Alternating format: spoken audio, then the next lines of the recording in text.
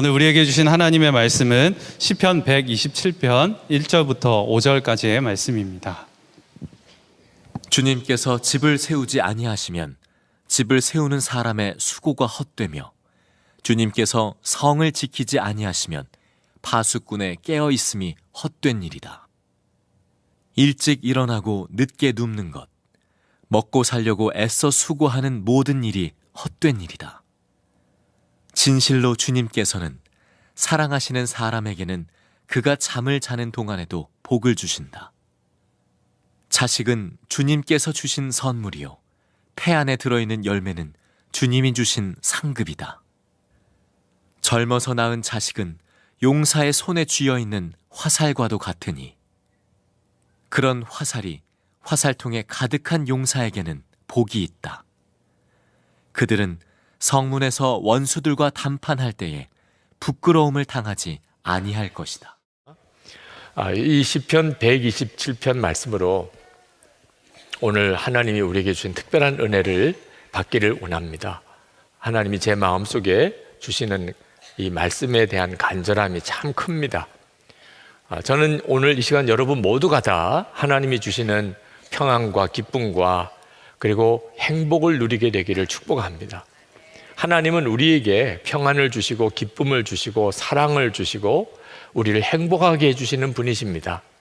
그런데 하나님만 우리 가운데 역사하는 게 아니고 마귀가 또 역사합니다. 마귀는 끊임없이 우리 마음에 두려움과 염려와 미움과 분노와 좌절을 우리 가운데 심어주면서 우리의 삶을 망가뜨리려고 합니다. 여러분 잘 분별해야 됩니다. 여러분의 마음과 생각이 근원이 있습니다. 주님이 주시는 것이 있고 마귀가 주는 것이 있습니다. 이걸 분별을 못하면 마귀가 주는 마음을 품고 그리고 비참하게 살게 됩니다. 우리는 마귀가 우리 마음속에 심어주는 생각을 이길 재간이 없습니다. 우리에게는. 그러나 하나님은 하나님을 사랑하는 자 그 마음을 하나님은 지키실 수 있습니다. 그래서 하나님이 기쁨도 그리고 평안도 사랑도 우리 가운데 주시는 겁니다. 그래서 하나님을 믿지 못하는 사람은 참 불쌍한 사람입니다. 그들이 세상을 어떻게 살아갈까 걱정도 됩니다.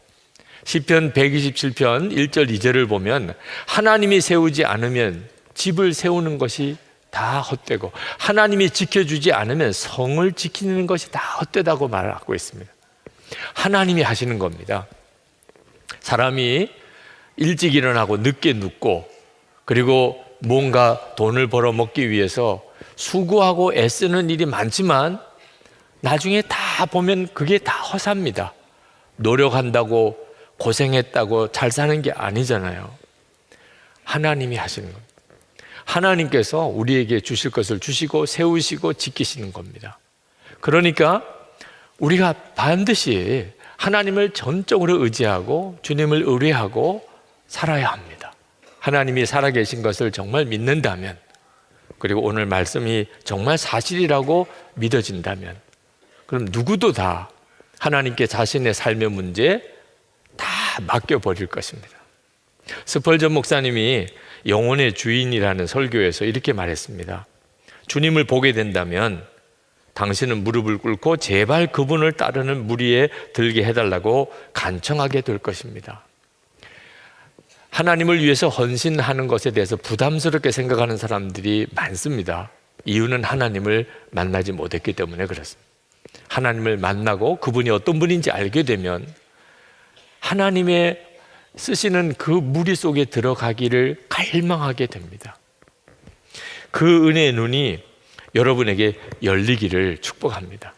우리는 애초에 만들어지기를, 창조되기를 하나님을 전적으로 믿고 하나님께 모든 문제를 맡기고 그렇게 살도록 만들어졌습니다. 우리가 그렇게 만들어진 존재입니다. 그걸 어떻게 알지요? 잠자는 거 보면 압니다. 우리가 하나님을 전적으로 믿고 우리 삶의 모든 걸 맡기고 사는 그런 존재인 것을 우리가 매일 경험하는 것이 잠을 자는 겁니다. 오늘 이 시편 127편의 유명한 구절이 2절에 사랑하는 자에게, 하나님이 사랑하는 자에게 잠을 주신다는 표현입니다. 근데 이 정확한 표현은 오늘 세 번역으로 읽으셔서 보시겠다시피 하나님이 잠을 주신다는 게 아니고 잠을 자는 동안에도 복을 주신다는 것입니다. 그러니까 오늘 이 시간에 여러분이 예배드리고 설교 듣는데 잠이 오는 것을 하나님이 사랑하신다고 주장하면 안 됩니다. 아유, 하나님이 나를 사랑하시나 봐요, 이렇게 잠을 주시는 거 보니. 아닙니다. 하나님이 여러분에게 말씀하시려는 것은 우리가 자야 될 시간에 잘 때도 하나님이 우리에게 복을 주신다는 겁니다. 여러분, 우리는 정말 잠을 많이 잡니다. 하루에 적어도 3분의 1은 잡니다. 평생을 생각하면 우리가 살아가는 동안에 사실 잠을 엄청나게 많이 잡니다. 3분의 1은 그냥 자는 겁니다. 하나님이 그렇게 만드셨습니다.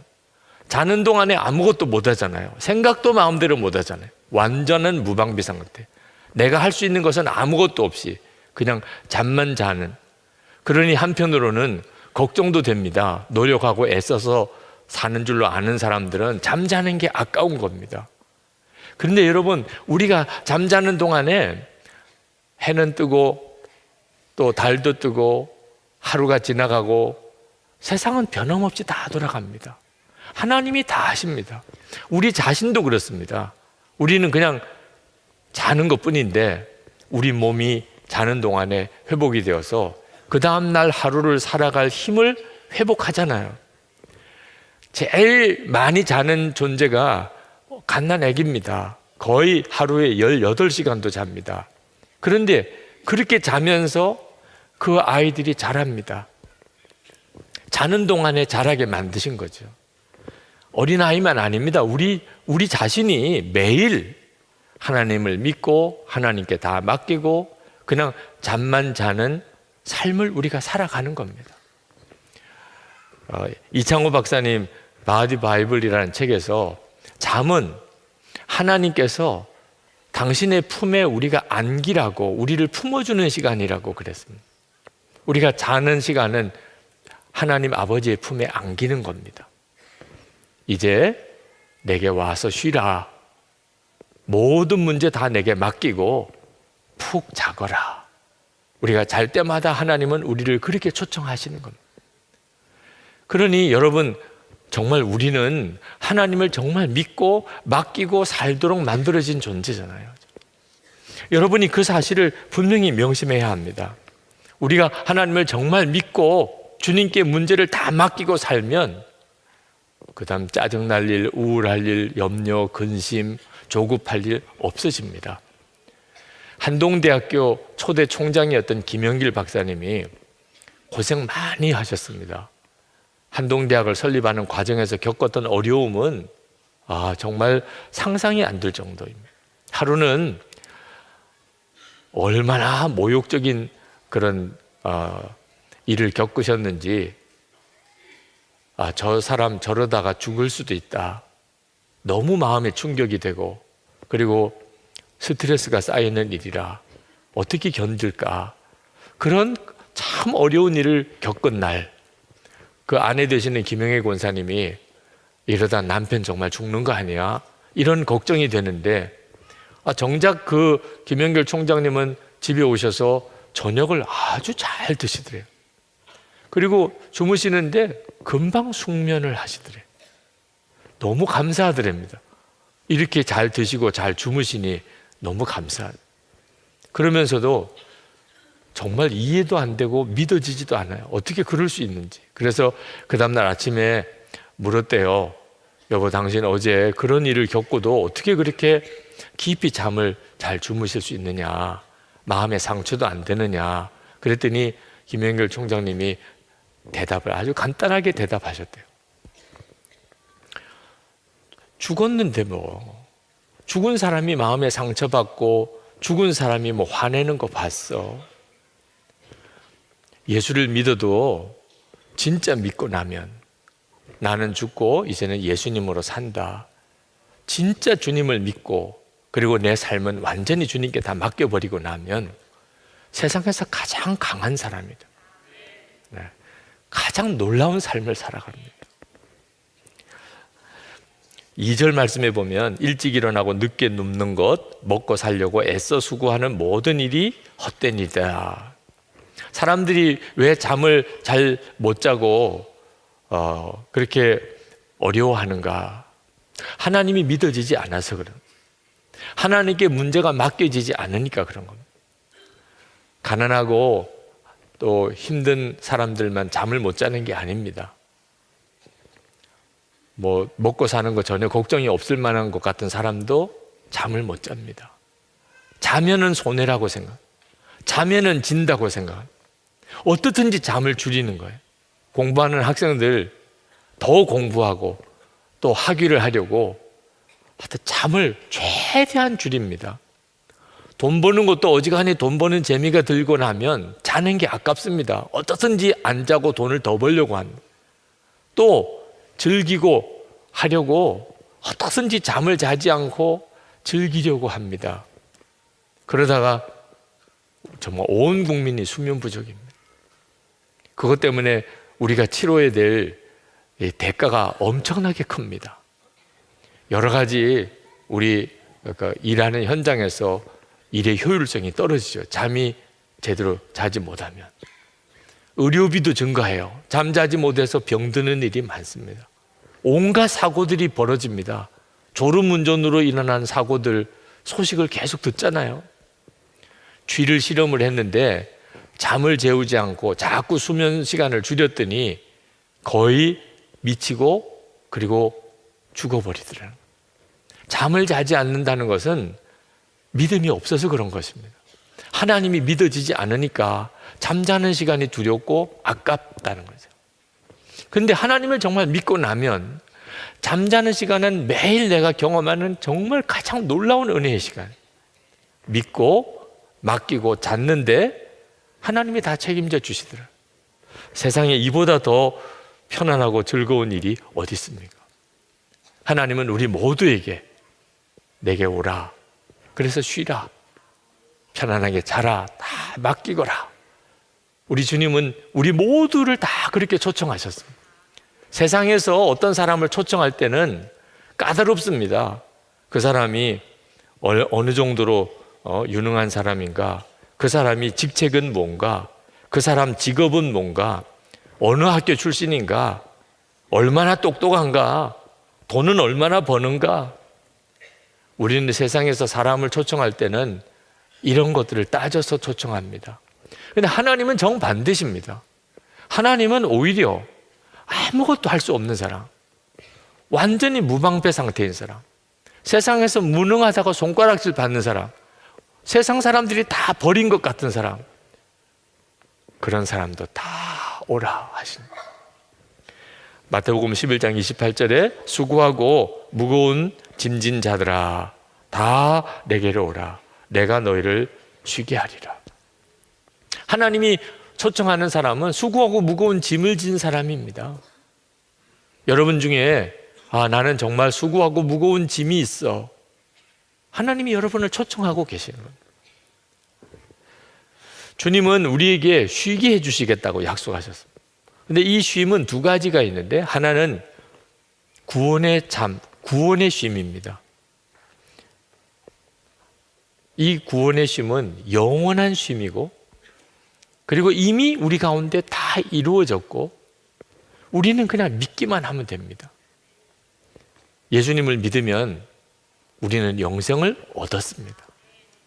열심히 노력해서 앞으로 구원을 얻을 사람이 아닙니다. 우리는 이미 구원을 받아 누리는 사람. 우리가 할 일은 감사하고 찬송하기만 하면 됩니다. 그 구원의 쉼을 우리 모두가 다 받았습니다. 또 하나의 쉼이 있습니다. 그것은 일상의 삶 속에서 누리는 쉼입니다. 이 일상에서 누리는 쉼은 구원의 쉼에서부터 오는 것입니다. 하나님이 나를 위해서 독생자까지 주시고 예수님 나 위에 십자가에 죽으셨음을 내가 믿고 내가 구원받았다는 확신이 내 마음속에 있으면 그 다음에 그 사람은 하나님께 자신의 문제를 다 맡기고 삽니다. 예수님이 나의 주님이시니까 주님께 염려와 근심을 다 맡기고 산, 그럴 때 우리가 일상의 삶 속에서도 진정한 쉼을 누리게 되는 겁니다.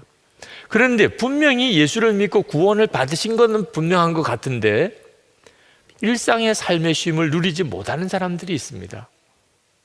누가 그렇죠? 맡기지 못하는 겁니다.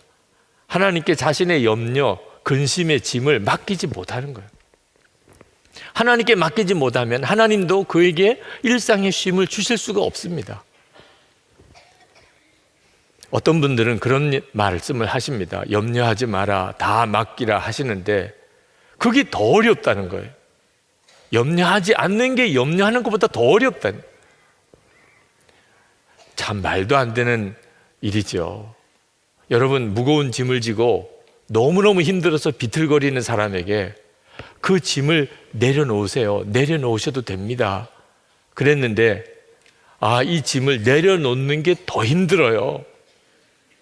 말이 안 되잖아요. 내려놓으면 된다는데 내려놓는 것도 어렵다니 이게 참 기가 막힌 일이죠. 혹시 여러분 중에 목사님 제가 그렇습니다. 염려하지 않는 게 더 힘들고 주님께 맡기는 게 정말 안 됩니다. 그러시는 분들 오늘 잠을 자실 때 밤에 잠을 주무실 때 하나님이 나에게 이 믿음 주셨구나. 다 맡겨야 자는 거죠. 네. 이렇게 하는 거구나. 하나님이 우리에게 모든 무거운 짐, 염려, 근심을 다 맡기고 사는 것을 매일 경험하게 하셨어요. 맡기고 자는 거죠. 이런 감각으로 하는 거구나. 염려하지 말라, 두려워하지 말라. 잠을 잘 때 그냥 나는 잠에 빠지고 모든 거 이제 주님께 다 맡기고 자는 것처럼 그렇게 하라는 거구나. 꼭 명심하기 바랍니다. 여러분, 우리가 주님이 우리에게 내게 와서 쉬라, 모든 짐을 다 내게 맡기라 라고 부르시는 이 주님의 초청이 얼마나 복된가를 알아야 합니다. 너무너무 부드러운 초청이죠.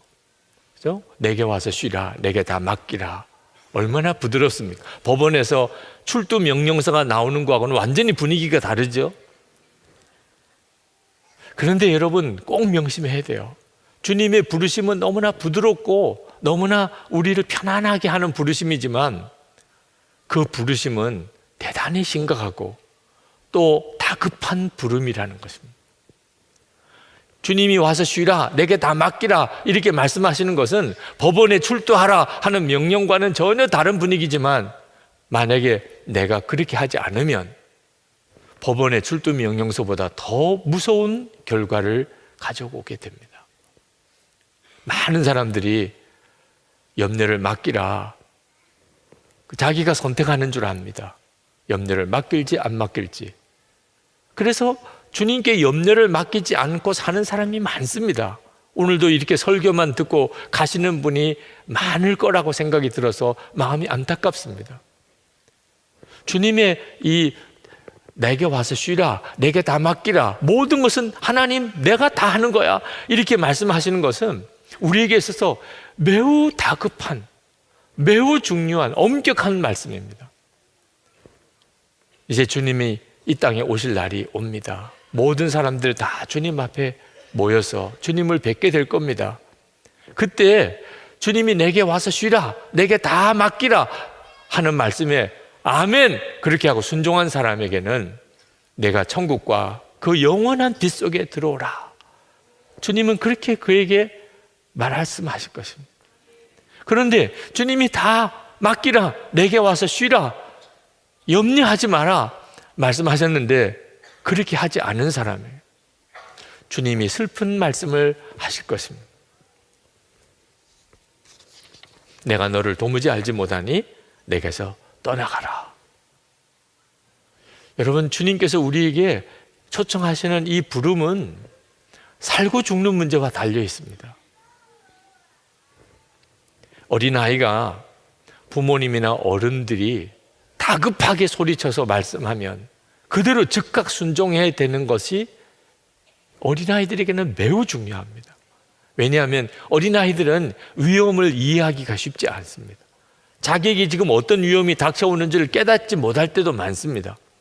저기서 차가 아주 빠른 속도로 다가오겠는데 길가에서 아이가 놀고 있다면 그걸 본 엄마 아빠는 다급하게 빨리 뛰어와 그렇게 말할 거잖아요. 그때 그 아이가 엄마 아빠가 큰 소리로 자기를 부르는 것을 듣고 즉각 반응하면 그는 그 위험에서 벗어나겠죠. 그런데 왜 그래야 돼요? 왜? 뒤에 차가 오는 걸 이 아이는 알 수 없어요. 근데 왜 내가 지금 이렇게 잘 노는데 엄마 아빠에게 가야 돼요?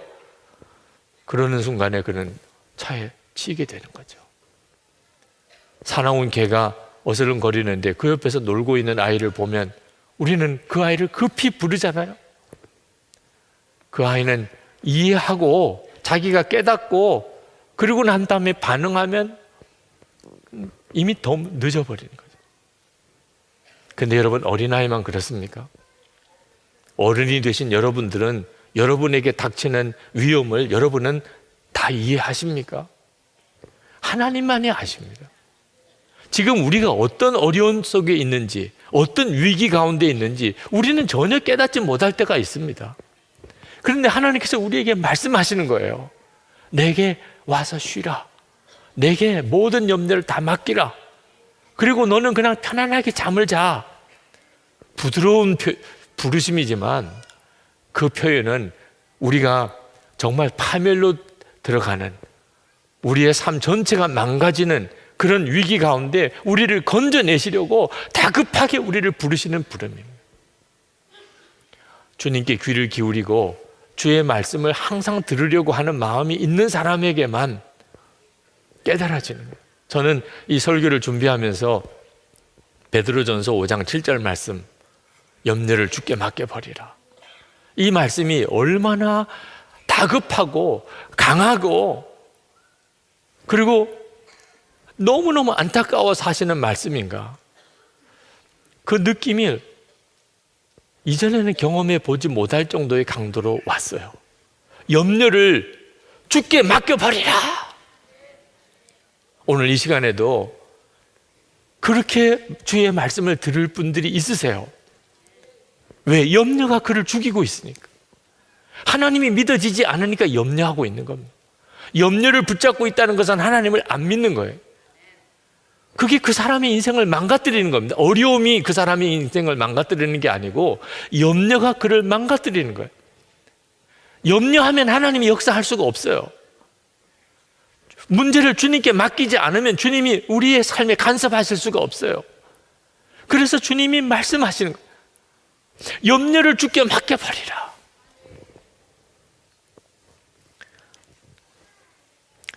염려를 하는 것은 온갖 질병을 일으키기도 합니다. 그래서 염려하지 마라, 스트레스 받지 마라, 그 건강을 위해서 그렇게 하라, 이렇게 권하기도 합니다. 근데 여러분, 염려는 단순히 건강에 어려움만 주는 게 아닙니다. 영생의 문제도 달려 있습니다.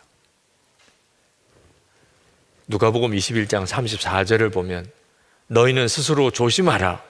그렇지 않으면 방탕함과 술 취함과 세상의 염려로 마음이 둔하여지고 뜻밖의 그날이 덫과 같이 너에게 임하리라.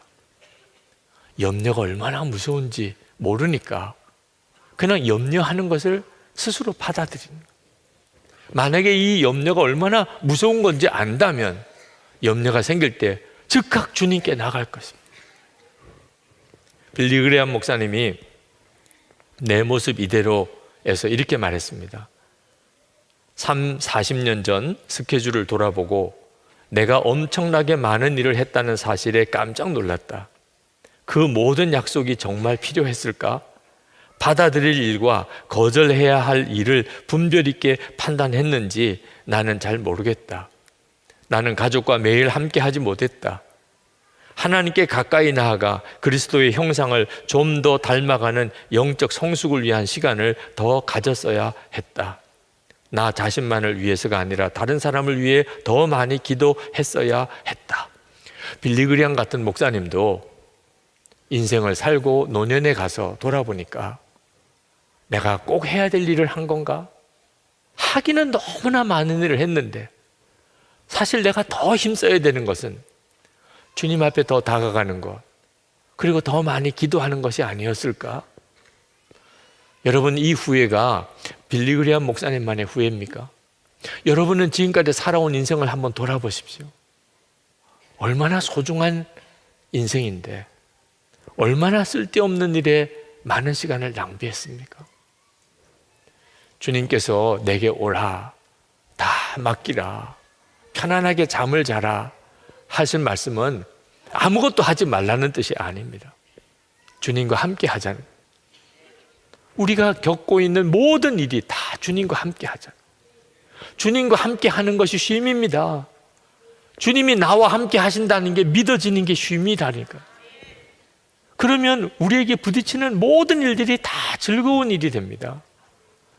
기대가 됩니다. 하나님의 역사에 대해서 바라보게 됩니다. 인생 전체가 달라지게 되는 거예요.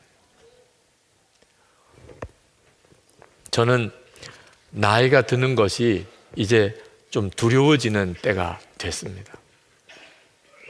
한 해 한 해, 올해도 이렇게 한 해가 지나가고 또 한 살 나이가 들 때가 됐는데 이제는 그 일이 가슴에 이렇게 두려움이 되는 일도 많습니다. 염려도 하나 둘 이렇게 생기게 됩니다.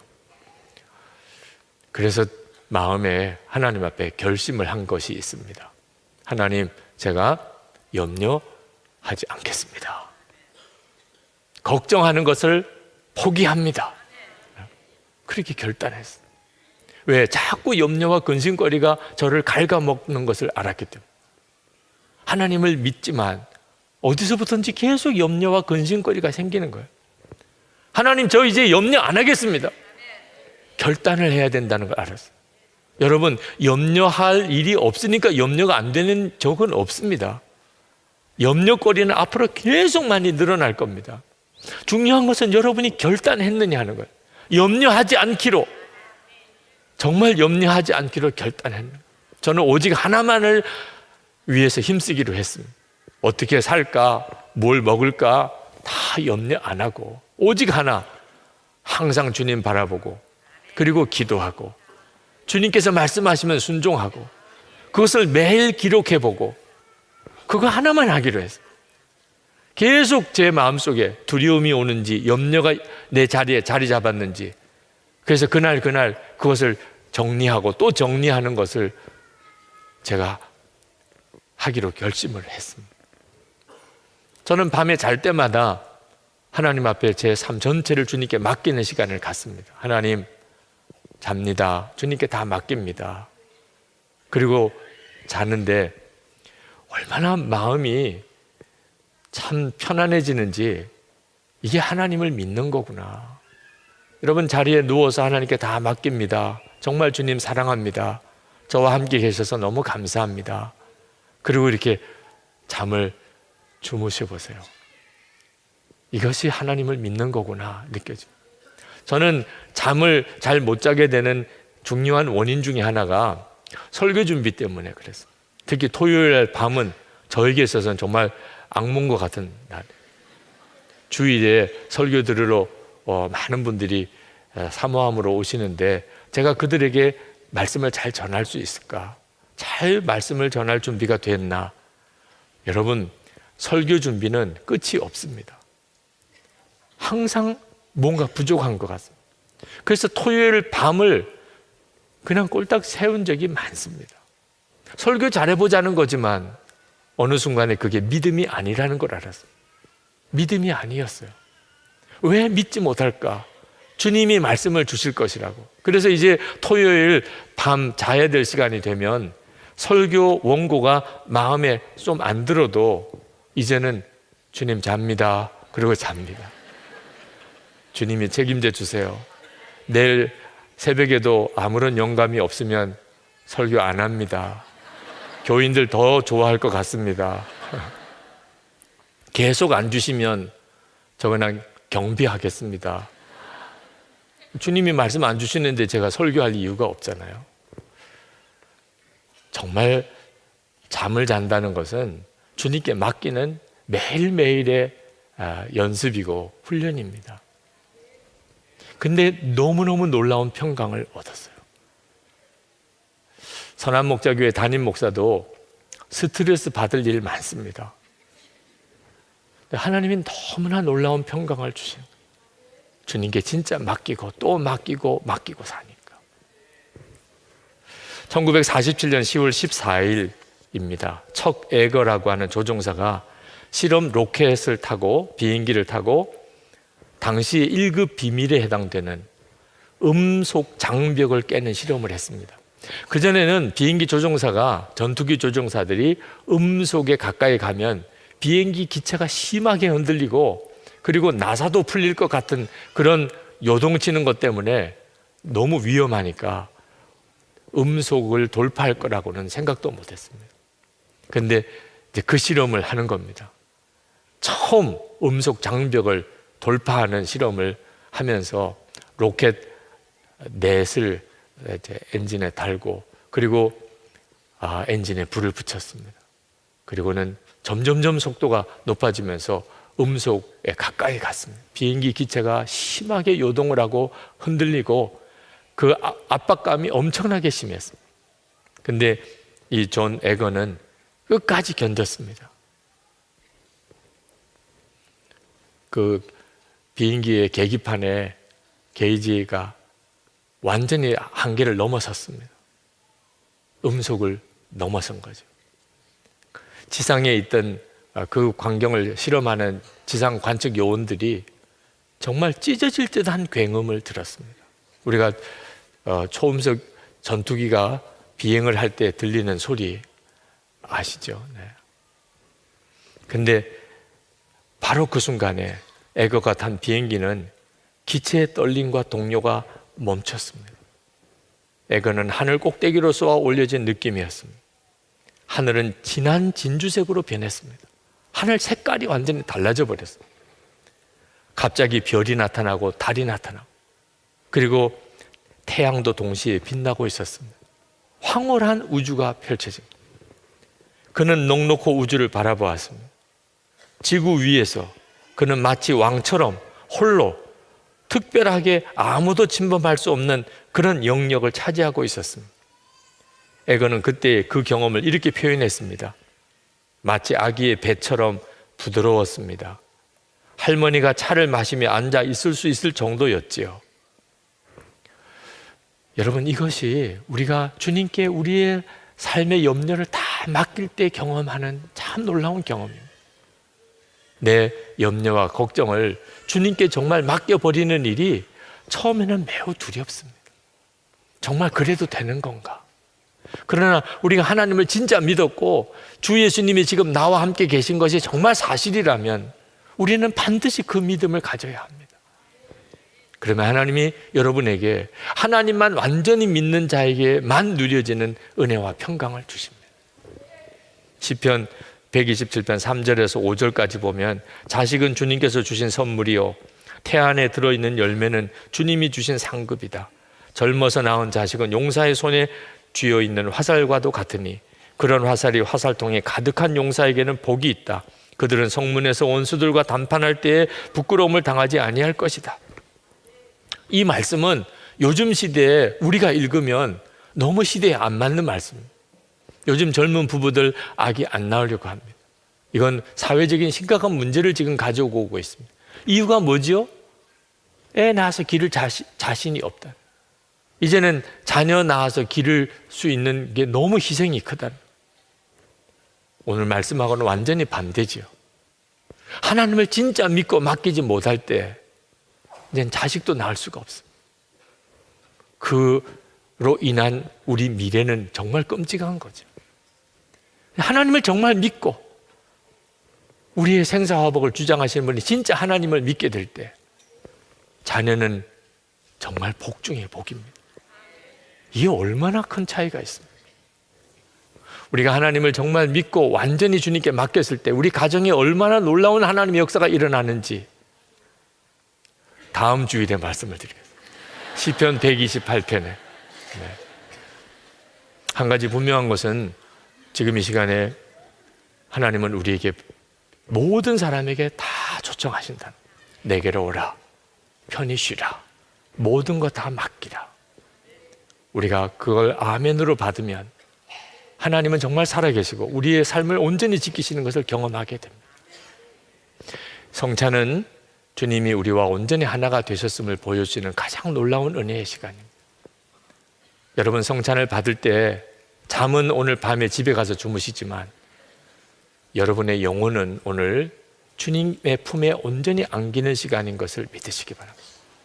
주님과 온전히 내가 한 몸이 되는 시간입니다. 내 염려와 근심은 주님께서 다 맡으셨습니다. 주님의 평강과 기쁨은 내게 부어지기 원합니다. 이제 우리 통성으로 기도할 때 주님, 제가 제 삶의 문제와 근심과 염려를 다 맡깁니다. 이제는 정말 주님만 믿고 그렇게 살겠습니다. 제게 믿음을 주소서. 주를 바라보는 눈을 열어주소서. 우리 통성으로 기도하겠습니다.